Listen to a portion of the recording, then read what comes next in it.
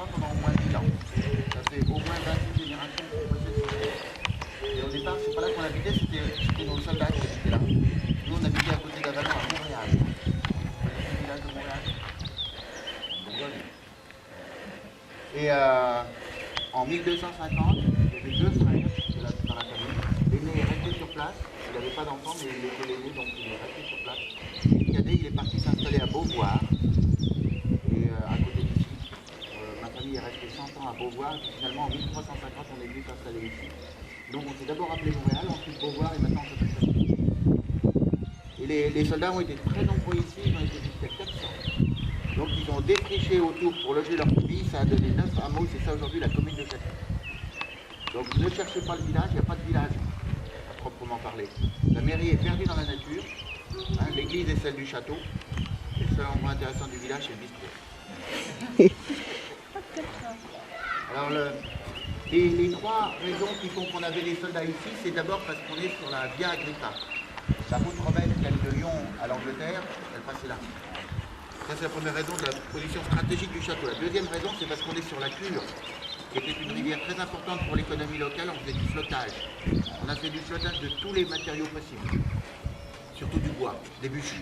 Les bûches du Morvan étaient indispensables pour les villes comme Paris. Alors les bûches flottaient d'abord sur la Cure, ensuite sur Lyon, puis après ça sur un affluent de Lyon qui s'appelle la Seine. Alors, vous savez pas, je vais dire que des choses vraies. Hein. Vous savez, quand la Seine se jette dans Lyon, vous savez comment? On a fait du fer, on a fait plein de choses. Dans les époques très anciennes, il y avait des minerais, on trimballait ça sur des radeaux. À l'époque, la Cure, c'était une énorme rivière, c'était un torrent.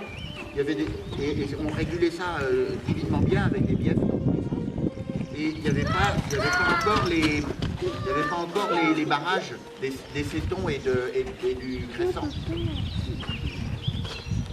Alors, les bûches servaient à Paris pour les fours et le chauffage.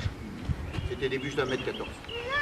Et alors, on les assemblait, on les lançait dans l'eau ici, enfin dans tout le Morvan, et puis ça flottait jusqu'à Vermenton, à Bûche Perdue, ce qu'on appelait la Bûche Perdue.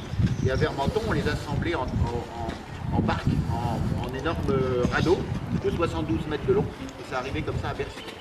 Marqué, bien sûr.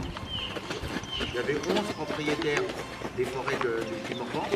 Les 11 étaient propriétaires de cette société du flottage sur la Cure. Ça a duré de 1550 à 1923. Et alors, ça c'est la seconde raison de la position stratégique. Ça c'est la seconde raison de la position stratégique du château. La troisième raison, c'est parce qu'on est à la limite du comté de Nevers.